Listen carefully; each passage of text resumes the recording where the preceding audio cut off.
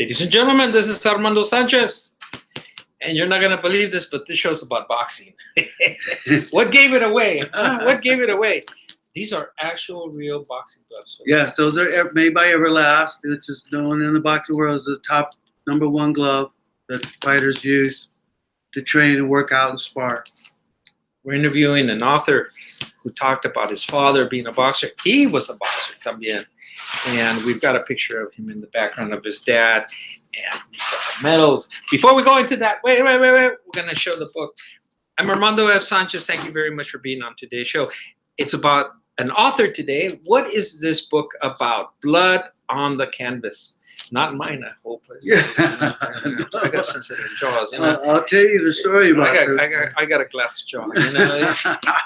glass jaw. Yeah. Let's talk with the author here. I'm gonna take these off of me, but you know, I really did. I was ready. Okay. If you weren't a professional, once I may have gone with you, but no, you know. But let me take these off and let's get started on this great book. Okay. Thank you, Coach. Thank you, man. Right, I wanted to get in there, but you hold me back. I appreciate it. Right here, I like that. You wrote this book recently. Golden Foothills Press. Dr. Thelma Reina, I know she had a big part in this. We thank her for this. What is this book about? Is it about boxing and your dad and nothing more? Or is it more to that? Oh, it's quite a bit more to that than just a normal boxing book. I think the boxing part of it's a very small percent, maybe about 10 to 20% of the book is dedicated to the realm of boxing. It is a story that involves two young Mexican American kids that are growing up that fall in love early. My father, Canto, decided that he did not want to work in the blazing hot fields, picking chili and the fruit, and getting paid very little. And he knew that boxing was a sport that fascinated him. So he took up the sport of boxing and became very good at a young age of 14 years old. By the time he was 15, he was approached by a promoter that had noticed my dad's skills one time in the park. Having my dad stood up for one of his friends and kind of duked it out with another guy there. And the promoter of the Pasadena Arena happened to watch my dad. And so he said, "Hey, kid, you look pretty good. I think we can make a good fighter out of you. And how would you like to make some money?" And so, of course, this fascinated my dad. And he took up the sport of boxing. And by the time he was 16 years old, he turned professional. Which was against the law. But we didn't hear that. Yeah, it was not reported on my show. No. Okay, they cancel that last part here.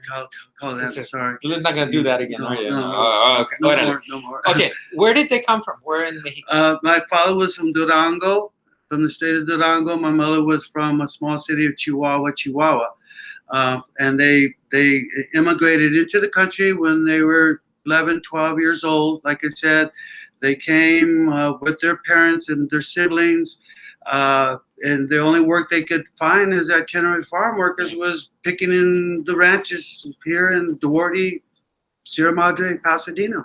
So what was the role model for your dad in terms of boxing?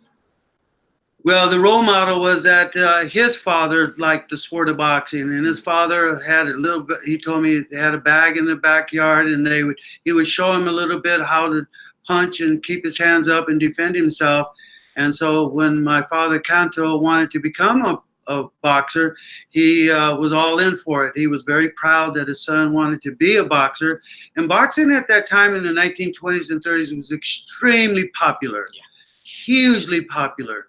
And so my dad decided to turn pro at 16.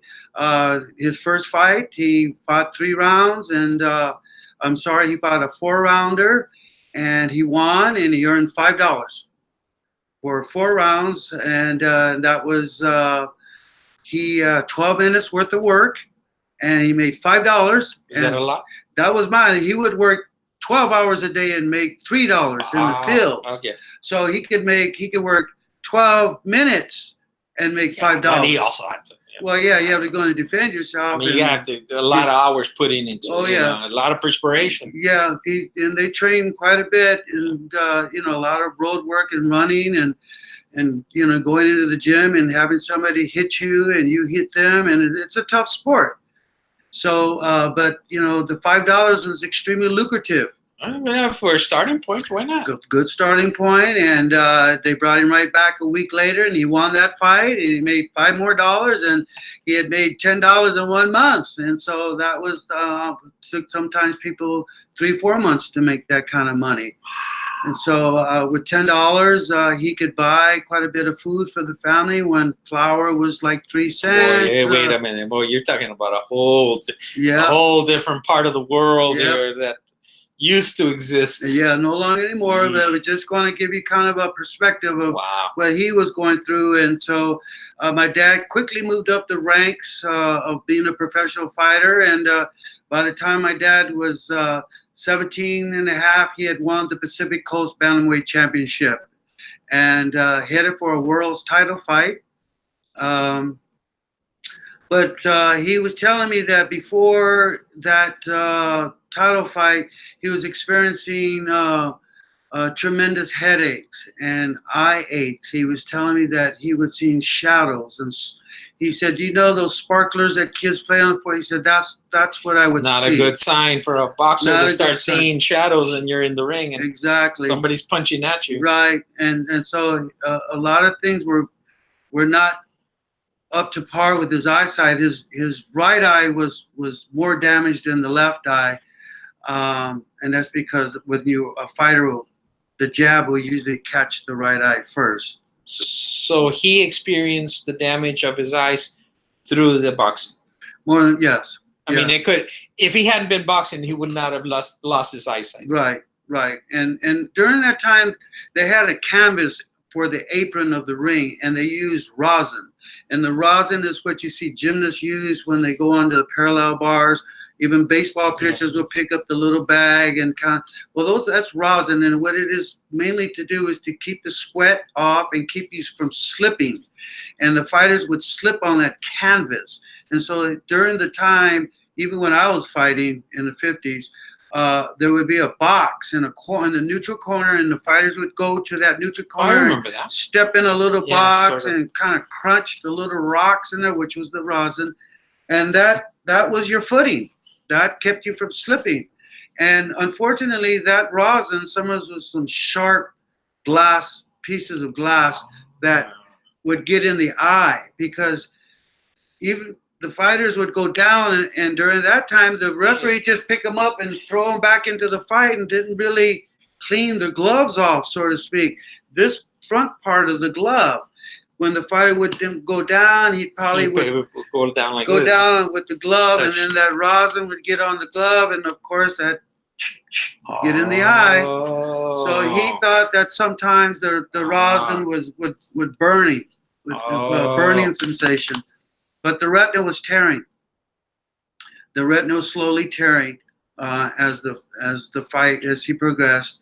My dad had 42 fights in 4 years. He was fighting about 12 times a year. That's a lot of fights. Yeah, he was fighting sometimes every other week. Sometimes he would fight with a broken hand. He was when he was main event status, he was making $3,500. In 1931.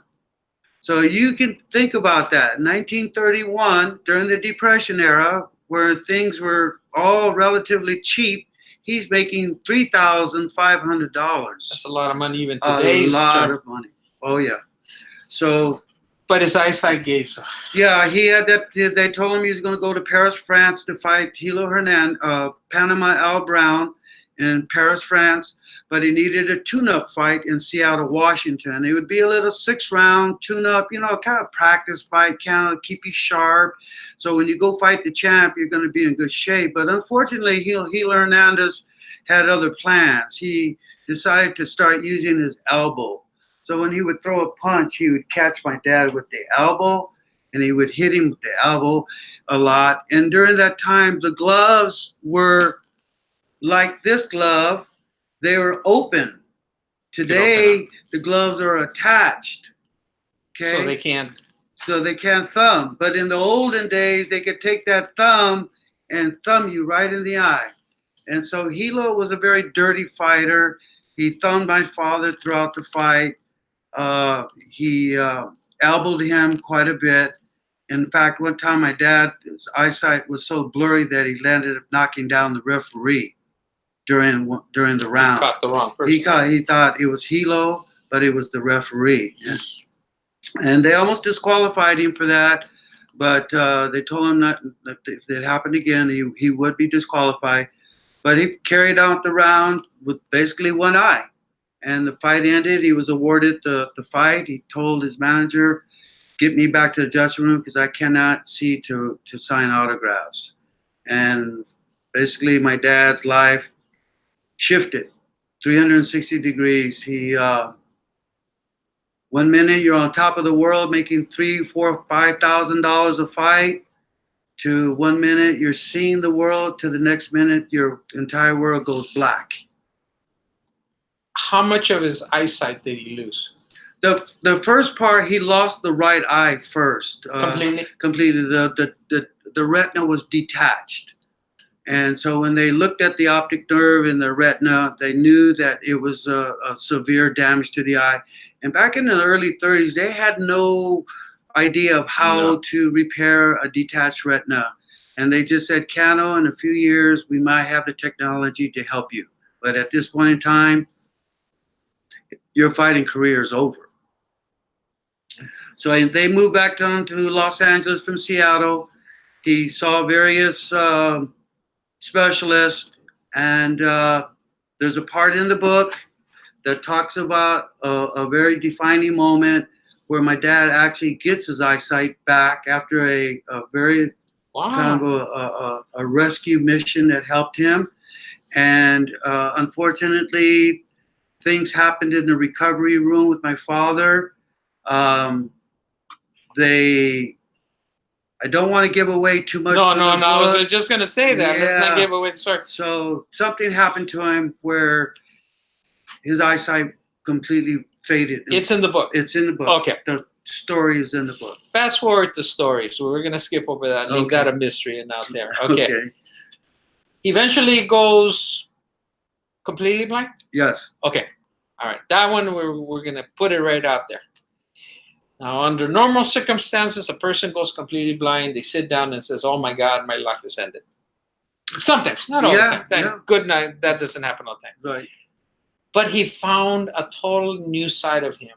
And we want to touch a little bit about him. But again, we don't want to give out the whole story. Yeah. What did he discover that he could do with his boxing even though he was blind? Well, before my dad discovered that, my father, you touched on it, he went into a spiral downward of depression and normal. Delusional living. He definitely wanted to exit. He had begged my mother to leave him. Remember, he's only 20 years old. She's 18 and pregnant with my oldest sister. He knew that he couldn't support her. He didn't have any skills. He started drinking quite heavy, and then there was a moment that changed his life. It's in the book. I think you'll enjoy reading that part. And then his life changed again. And then little kids started coming around the neighborhood asking my dad, why was he always wearing sunglasses, day or night? And the kids were fascinated by this. And so one little boy happened to come up and talk to my dad. He says, why do you wear these glasses? And so, well, I used to be a fighter and this is what happened to me. And the kid said, do you think you can show me how to defend myself? Because I'm getting picked on by bullies at school, Mr. Robledo, could you? And so my dad took the boy to the side and he showed him how to hold his hands and keep his chin down and how to throw a jab, a right hand. Wait a minute. He can't see. That's all right. Ray Charles can't see, but he can play the piano. No, that's a whole different. No, your dad can't see. How did he teach? How did he teach it? Do we want to share that story? You asked the right questions. Okay, no. I'll share it because. Oh, okay, all right. Yeah. So my dad, because being blind, they use their other skills, other senses, and his sense of tactile touch was so acute. So what he would do, he would put his hand on he would stand behind the fighter, the young boy, and he would say, okay, put your hands this way. Now put your hand up the other way. Now I want you to throw a jab with this hand. And my dad could feel the shoulder. He could feel if they were turning, if the punch was turning as they would throw. And then he'd put their hands on their hips, and he could tell if you were turning your punches. And then he would say, okay, now throw a punch at this hand. And the boy, he could feel if the boy had a strong punch or was a weak punch or if he was twisting it. So my dad used his touch, his tactile senses to teach boxing. That makes sense now. Yeah, I could see that. It's just sort of a whole new way of seeing, a whole new way of studying the body. That's right. That's right. And he would always do that with me as a young child. My dad would sit me on his lap when I was 3, 4, 5 years old. And I always wonder why he would rub my face all the time. He would rub me, and he would see with his hands. He could see me with this touch of his hands. And he would, and he just did it in a gentle way, and it was awesome. You would think. Now, it's a question I have in back of my mind. Yeah, I'm your dad. I lost my sight through boxing. Wouldn't be the last idea in my mind to discourage you from doing it? Because you became a boxer. Yeah. The story over here. Right. My dad loved the game so much it never discouraged him. He after he went through that period of depression and all of that, he loved the sport so passionately that he lived through his fighters, and he loved to give back to the kids that he wanted to give back, because that was the only thing that my dad wanted to do, is to be service oriented. And he, no matter how old the child was or how old the young adult was, he would charge them very little. He wanted them to stay in the gym and off the streets. Now, I hear about the gym. Was this a gym he created, or he was part of it? And it was somewhere in Pasadena. When I think of Pasadena, I don't think of a boxing center. Mm-hmm. But when I got into your book, Pasadena, California, we think of the Rose Parade, yada yada. Right. How did that come about? Well, my dad had 8 brothers. Wait. I'm gonna take this off. Am I okay with you? I don't want to attack you in any way. I don't want to get aggressive during the show. Okay. All right. My dad had 8 brothers that built him a boxing gym. They were all kind of construction guys. They were carpenters, cement finishers. They could do it all. So they saw my dad's passion. My dad used to just train in the backyard patio, and that was his platform for training. And so the brothers saw how much their brother was into it.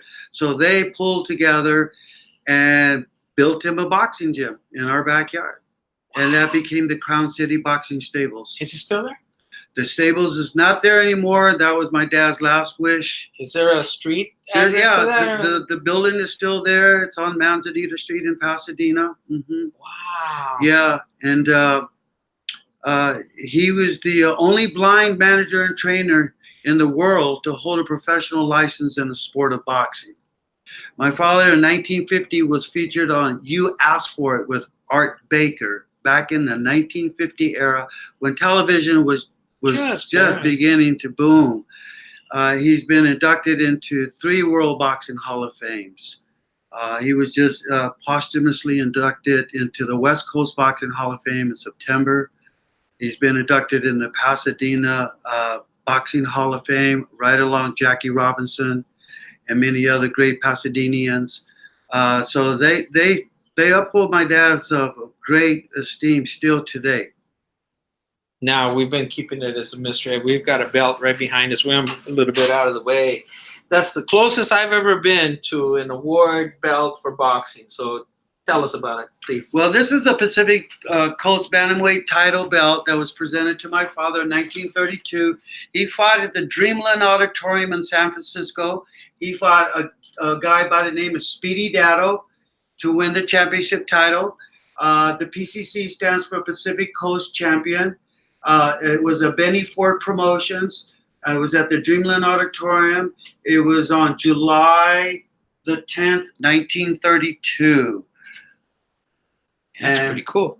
And so this is the belt that he won, and but my dad never saw it because he shortly went blind after that. So when they went to present the belt to my dad, that was a point where my dad was very depressed and didn't want anything to do with boxing at that particular time. So the World Boxing Hall of Fame found out about this, and they had a special belt made for him. And this is it. So this was presented to him by the World Boxing Hall of Fame. It's the replica belt that he won in 1932. And it was given to him by the Chief Inspector Joey Olmos, Muhammad Ali, and Joe Frazier. Wow. It's a lot of history here. A lot of history there. A lot of history here. We're getting close to closing the show here. We've got so much to go, but really we want to highlight the book, and invite people to get it out there. Now, a little bit that I've read in the book, I've gone through it. It doesn't read like a boxing book. It reads like a story of a family, children, wife, the interactions, the emotions of him, not only in the ring, but out of the ring. So, was that your intent when you first wrote the book? Yeah. Well, I knew I was going to write a boxing book, but my wife said it's best if you not write about just boxing. She says your family was much more. Your mother was such a key factor in your father's success, and probably he wouldn't have been so successful without my mother, Concha. So she plays a very important part of the book. It's a story about love. It's a story about falling in love very early, staying in love. They were married for almost 65 years. Wow. It's a story about inspiration, depression, overcoming tragedy. It's a story about perseverance, and it's a story about love and family. And boxing is just a small part of the book. It's more about the human factor of the family of the Robledo and the Jimenez family. Where can our viewers find the book Blood on the Canvas? Well, I know Amazon Books has it. If you're interested in buying it from them, they have reviews as well as that you can check out. The Excellent reviews. Excellent. Thank you. And I prefer that you get it from me because that way I can autograph it for you, and I'll take care of the shipping and handling and send it out to you. You can contact me at tntrob50@gmail or tntrob50@aol.com. Canto Robledo also has a Facebook page. You can get a hold of me through that as well. And Armando will just stay in shape, and he's going to get ready for the next main event. Now you're pushing your luck here. Now you really. No, I've always been sort of a lover, not a fighter, sort of attitude here. Run whenever you can instead of stay and fight. And I don't have many scars on me yet. It's good. It's pretty clean. Yeah, it's very clean. His nose not my flat. nose is not busted short, up. When you work in East Los Angeles, learn some new tricks here. I'm gonna beat everybody up. I don't think so. No. There's always somebody who's going to better than you. And there was a lot of them bigger than me too. Blood on the Canvas. Okay, we need to get this book. Yes. And we've been talking to Joseph Robledo, the author of the book. And again, I emphasize that this is not a book that is picked up by males. It can be picked up by male or female. Yes. It can be kids can pick it up and read it. Yes. And I find that if I have to put my 2 cents on the book, I say this is an inspirational book. It's a motivational book. It's something that, it puts it out there that for people that are having disabilities with their vision that says, oh, I can't do this. All of a sudden you can find another part of yourself. Humans were very creative.